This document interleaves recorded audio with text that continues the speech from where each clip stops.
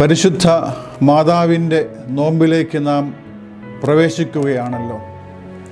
ദൈവം ഭൂമിക്കായി നൽകിയ നന്മയുടെ ശേഷിപ്പുകളാണ് അമ്മമാർ.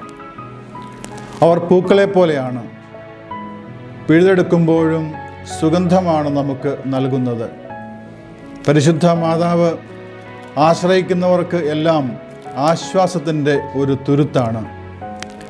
ദൈവം ഭൂമിയിലേക്ക് ഇറങ്ങുകയും മനുഷ്യർ സ്വർഗത്തിലേക്ക് പ്രവേശിക്കുകയും ചെയ്യുന്ന ദിവ്യമായ ഗോവണിയാണ് പരിശുദ്ധ അമ്മ.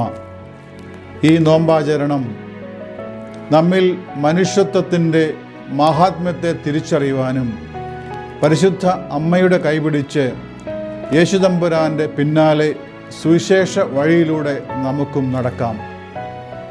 ഈ നോമ്പിൽ നമ്മുടെ കണ്ടനാട് വെസ്റ്റ് ഭദ്രാസന മർത്തമറിയം വനിതാ സമാജ അംഗങ്ങളും ബഹുമാനപ്പെട്ട വൈദികരുടെ കൊച്ചമ്മമാരും ചേർന്ന് നോമ്പുകാല ചിന്തകൾ സമർപ്പിക്കുകയാണ്.